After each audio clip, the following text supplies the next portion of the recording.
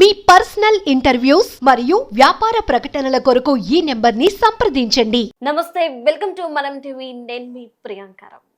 Present చూస్తే కనుక కొండా సురేఖ గారు ఏవైతే వ్యాఖ్యలు చేశారో ఈరోజు అవి చాలా వివాదాస్పదమైనవి. అంటే ఒక గౌరవమైన స్థానంలో ఉన్న ఆవిడ, ఒక బాధ్యత గల పొజిషన్లో ఉన్న ఆవిడ ఇలాంటి వ్యాఖ్యలు చేయడం అనేది సరైనది కాదు అంటూ కూడా ఇటు సినీ ప్రముఖుల దగ్గర నుండి ప్రతి ఒక్కరూ కూడా, సామాన్యుడు కూడా స్పందించడం అనేది జరిగింది. ఆవిడ మాటలు వెనక్కి తీసుకున్నారు. కానీ ఇక్కడ కొన్ని పాయింట్స్ మిస్ అవుతున్నాం. అంటే ఎన్టీఆర్ గారు కూడా ఈరోజు చర్చనీయాంశంగా మారారు. ఆయన కామెంట్స్ అసలు వాటిని ఎట్లా చూడాలి ఏంటి అనేది మనతో పాటు ఈరోజు ప్రముఖ పొలిటికల్ అనలిస్ట్ కొత్త రవీంద్రబాబు గారు ఉన్నారు. వారితో మాట్లాడి మరిన్ని విషయాలు తెలుసుకుందాం. నమస్కారం. నమస్తే ప్రియాంక.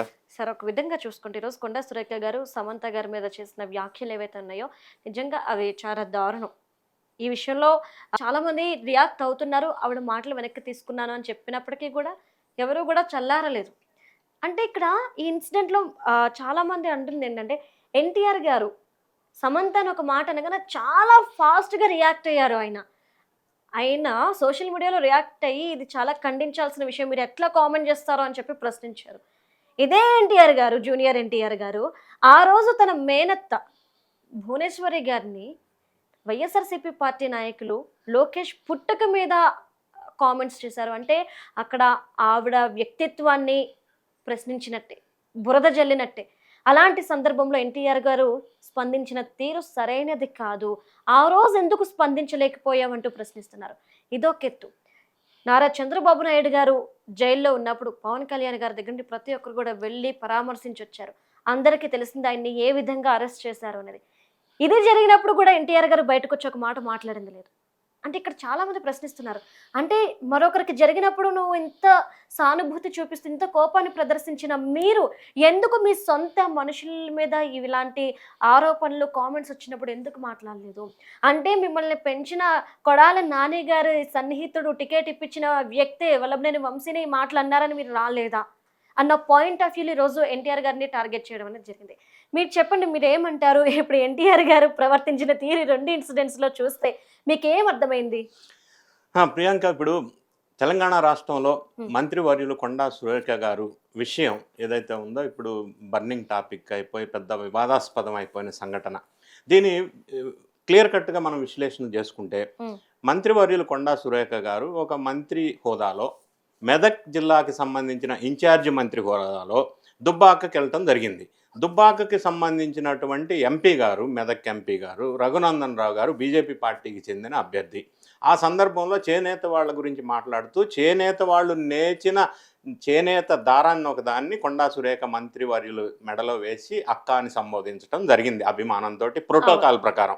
ఆయన ఎంపీ, ఈమె మినిస్టర్ గారు. అంతవరకు బాగానే ఉంది. ఇక్కడ విచారించదగ్గ విషయం ఏంటంటే బీఆర్ఎస్ పార్టీకి సంబంధించిన సోషల్ మీడియా వర్గాలు కొంతమంది దీన్ని వేరే రకంగా షాదీ ముబారక్ అని రకరకాలుగా బ్లేమ్ చేసి, బదనాం చేసి, దాన్ని ఏమంటారు, ఖననం చేశారు కొండా సురేఖ మంత్రిని. అటువంటి కామెంట్స్ పెట్టి సోషల్ మీడియా అదుపు లేకుండా, సిగ్గు శరం లేకుండా ఎవడు కంట్రోల్ చేస్తున్నాడు బీఆర్ఎస్ పార్టీలో మనకు తెలియదు. కానీ అటువంటి కామెంట్స్ ఒక మినిస్టర్ మీద ఒక ఎంపీ దండేస్తే అట్లా కామెంట్ చేయటం తప్పు. ఆమె మనసు గాయపడిన మాట వాస్తవం. ఆమెదే కాదు, ఈ రాష్ట్ర ప్రజల మనసు అంతా కూడా గాయపడే అంశం, అది తప్పు. ఈ సంఘటన జరిగింది. కొండా సురేఖ గారు బాధపడ్డారు, అందరూ బాధపడ్డారు. బీఆర్ఎస్కి సంబంధించిన సోషల్ మీడియా ఎవరైతే ఉందారో, ఎవడైతే కామెంట్ చేశారో వాళ్ళు తప్పు పనిచేశారు. ఈ సందర్భం జరిగిన నేపథ్యంలో అందరూ విమర్శించారు. అందులో భాగంగా హరీష్ రావు గారు కూడా ఖండించారు ఈ విషయం తప్పు అని. అయినప్పటికీ కేటీఆర్ గారు ఖండించకపోవటం వల్ల కేటీఆర్ గారు ఏమన్నా అంటే ఎవడో ఏదో కామెంట్ చేస్తే మాకేం సంబంధం అన్నారు. ఆయన ఖండించలేదు. దాంతో కొండా సురేఖ గారికి ఎక్కడో ఇబ్బంది కలిగింది, బాధ కలిగింది.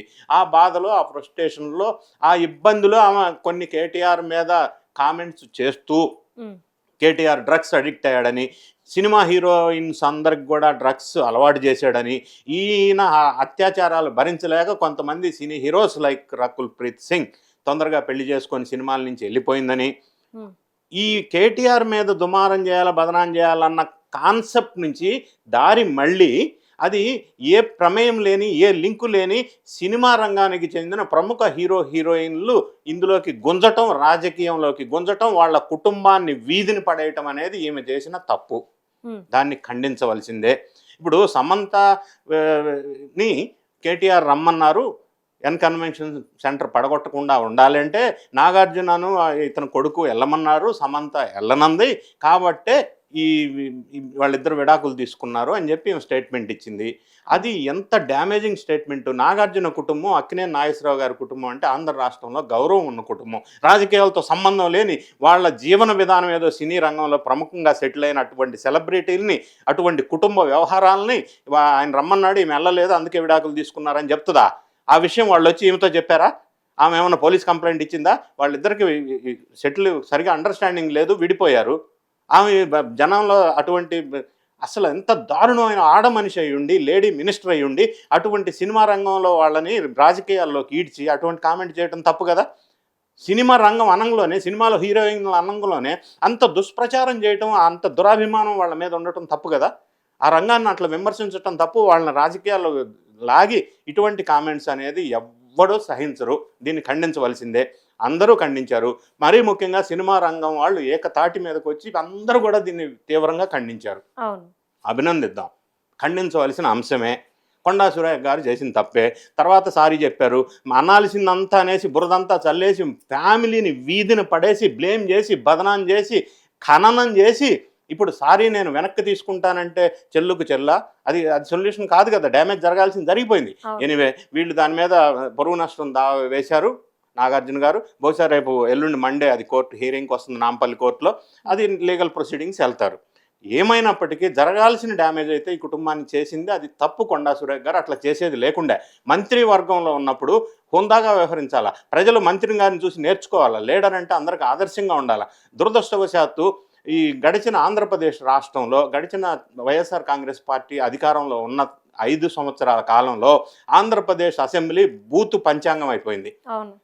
బూతు మినిస్టర్స్ అయిపోయారు. ఆ మాటలు వినలేని పరిస్థితి. ఆ సందర్భంలో అందరూ ఏమనుకున్నారంటే తెలంగాణలో లీడర్షిప్ బాగుంది, ఈ బూతు పంచాంగాలు లేవు, అసెంబ్లీ ఆదర్శప్రాయంగా నడుస్తుంది అని ఒక మంచి పేరు తెచ్చుకున్న సందర్భం మనం చూసాం. అక్కడ అందరూ బూతు మంత్రులు ఉన్నారు ఆ టైంలో వైఎస్ఆర్ కాంగ్రెస్ పార్టీ హయాంలో ఆంధ్రప్రదేశ్లో. కానీ దీన్ని అభినందించారు. కానీ ఈరోజు తెలంగాణకి పాకింది ఆ కల్చరు అని బాధేస్తుంది. ఇటువంటి మాటలు ఇటువంటి చేష్టలు చేయకూడదు. మినిస్టర్స్ హోందాగా వ్యవహరించాలి.